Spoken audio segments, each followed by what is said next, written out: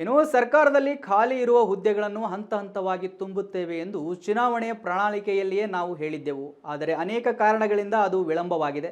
ಒಳ ಮೀಸಲಾತಿಯೇ ಇದಕ್ಕೆ ದೊಡ್ಡ ಸಮಸ್ಯೆಯಾಗಿತ್ತು. ಆದ್ದರಿಂದ ಒಟ್ಟು 72,000 ಹುದ್ದೆಗಳ ನೇಮಕಾತಿ ಸಂಬಂಧ ತೀರ್ಮಾನಿಸಲಾಗಿದೆ ಎಂದು ಡಿಸಿಎಂ ಡಾಕ್ಟರ್ ಜಿ ಪರಮೇಶ್ವರ್ ತಿಳಿಸಿದ್ದಾರೆ. ಈಗ ಈ ಬಗ್ಗೆ ಇಲಾಖೆಗಳಿಗೆ ನೋಟಿಫಿಕೇಷನ್ಗೂ ಸೂಚಿಸಲಾಗಿದೆ. ಸಚಿವ ಸಂಪುಟ ಸಭೆಯಲ್ಲೂ ಈ ಬಗ್ಗೆ ಚರ್ಚಿಸಲಾಗಿದ್ದು 2 ಅಧಿಕಾರಿಗಳನ್ನು ಇದಕ್ಕಾಗಿ ನೇಮಕ ಮಾಡಲಾಗಿದೆ ಅಂತ ಡಿಸಿಎಂ ಡಿಕೆ ಶಿವಕುಮಾರ್ ಹೇಳಿದ್ದಾರೆ. ಅದಕ್ಕೆ ಕಮಿಷನ್ ಮಾಡಿ ನಾಗಮೋಹನ್ ದಾಸ್ ಅವರು, ಜಸ್ಟಿಸ್ ನಾಗಮೋಹನ್ ದಾಸ್ ಅವರನ್ನ ನೇತೃತ್ವದಲ್ಲಿ ಒಂದು ವರದಿ ಸರ್ಕಾರಕ್ಕೆ ಬಂದ ಮೇಲೆ ಅದನ್ನು ಕೂಲಂಕುಷವಾಗಿ ಪರಿಶೀಲನೆ ಮಾಡಿ ಆ ಇಂಟರ್ನಲ್ ರಿಸರ್ವೇಷನ್ ಸಮಸ್ಯೆಯನ್ನು ಬಗೆಹರಿಸ್ತು.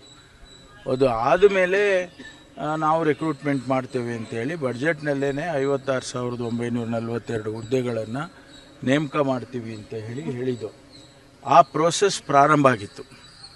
24,000 ಹುದ್ದೆಗಳಿಗೆ FD ಅವರು ಕೂಡ ಪರ್ಮಿಷನ್ ಕೊಟ್ಟು ನೋಟಿಫಿಕೇಷನ್ಸ್ ಮಾಡಿ ಅಂತೇಳಿ ಎಲ್ಲ ಇಲಾಖೆಗಳಿಗೂ ನಾವು ತಿಳಿಸಿದ್ದು.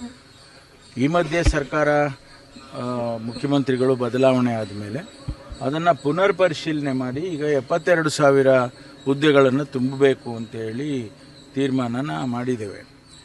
ಅದಕ್ಕಾಗಲೇ ಡಿಪಾರ್ಟ್ಮೆಂಟ್ಗಳಿಗೆ ನೋಟಿಫಿಕೇಷನ್ ಮಾಡಿ ಅಂತೇಳಿ ಸೂಚನೆಯನ್ನು ಕೊಟ್ಟಿದ್ದೇವೆ. ಈಗ ನಮ್ಮ ಕಂದಾಯ ಇಲಾಖೆಯಲ್ಲೂ ಕೂಡ ಸುಮಾರು ಜನರಿಗೆ ಮಾಡಬೇಕು ಅಂಥೇಳಿ ನೋಟಿಫಿಕೇಷನ್ ಮಾಡ್ತಾಯಿದ್ದೀವಿ.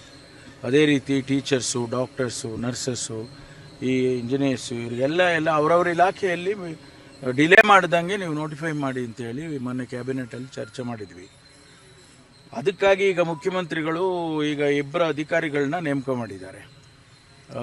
ಟು ಓವರ್ಸಿ ಉಮಾ ಮಹಾದೇವನ್ ಅಂತೇಳಿ ಒಬ್ಬರು ACS ಇದ್ದಾರೆ, ಮತ್ತು ಗೌರವ್ ಗುಪ್ತಾ ಅವರನ್ನು ಇಬ್ಬರನ್ನು ಕೂಡ ನೀವು ಮಾನಿಟರ್ ಮಾಡಬೇಕು ಇದು ಇಂಪ್ಲಿಮೆಂಟೇಷನ್ ಅಂತೇಳಿ ಮಾಡಿದ್ದಾರೆ.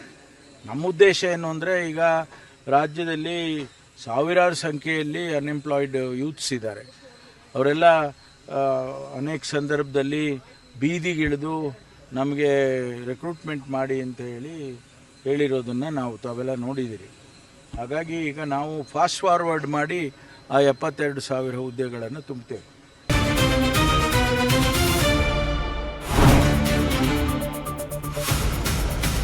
ಸಂಪೂರ್ಣ ನ್ಯೂಸ್ 24x7 ಇದು ನೊಂದವರ ಧ್ವನಿ. ನಮಸ್ಕಾರ, ಸಂಪೂರ್ಣ ನ್ಯೂಸ್ಗೆ ಸ್ವಾಗತ. ನಾನು ಮಹಾದೇವ್ ದಿಗ್ಗಾಂವ್.